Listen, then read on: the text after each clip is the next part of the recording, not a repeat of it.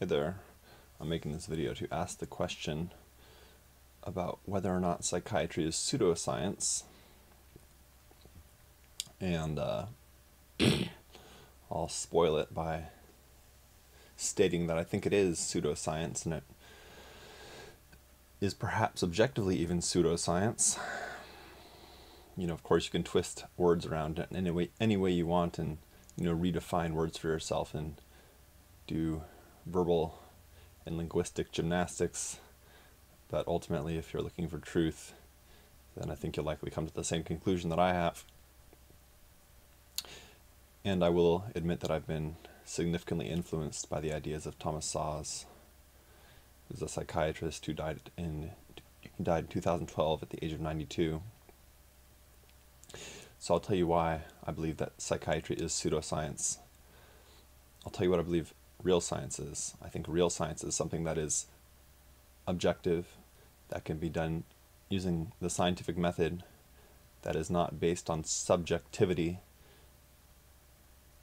and moral judgments or other sorts of judgments that are subjective.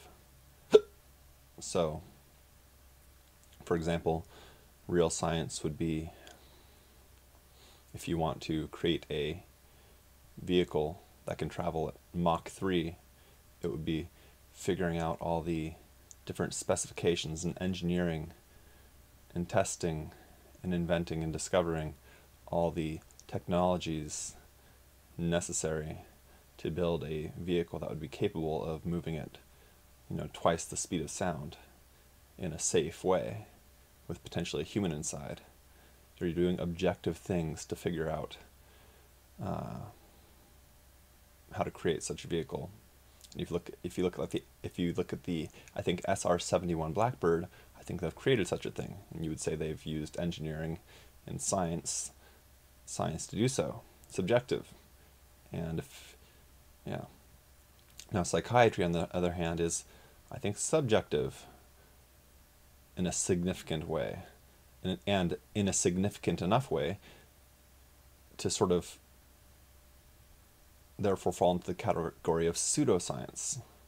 Because at one point, for example, homosexuality was considered a psychiatric disease, psychiatric disorder, and now it's not. It's subjective. People voted these diseases, these psychiatric disorders into existence. It's subjective. And even, I think if you look at the DSM, the Diagnostical and Statistical Manual of Mental Disorders, I think that's what the acronym stands for. It's all based on subjective self-report. Someone saying they see something that's not there. Someone saying and claiming they hear something that's not there. Having a delusion or hallucination. Someone judging that another person is delusional. And then these psychiatric disorders are used as justification for imprisoning individuals in psychiatric wards, effectively imprisoning them in psychiatric wards, I should more properly say.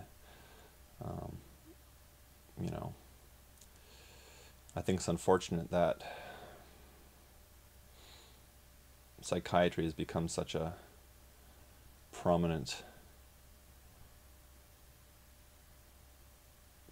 force within American society and on the stage of the earth.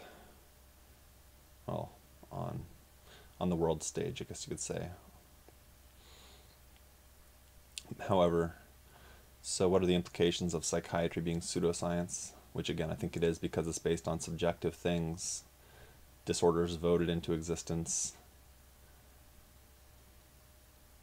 created by teams of doctors and social workers and so forth that have voted these disorders into existence.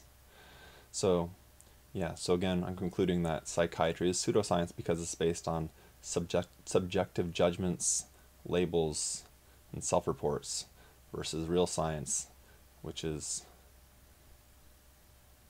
based on objective, measurable things. And I will take a moment to say that I think things like psychology in general can be considered a soft science. But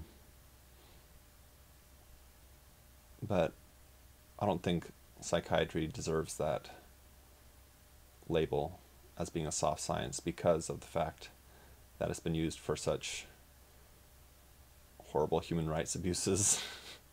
Look up psychiatric human rights abuses. There's a whole psychiatric survivor movement. And I think that in itself is unfortunate, in the sense that it's unfortunate that psychiatric human rights abuses have ever even occurred. So anyway, I'll end it there. This is longer than I anticipated. But yeah,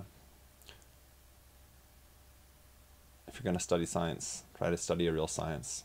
Anyway, thanks for watching. Read the books that Thomas Szasz has written. Yeah, so thanks for watching. Please subscribe, watch my other videos, visit my websites, and have a wonderful morning, evening, afternoon, or night, whenever and wherever you may be.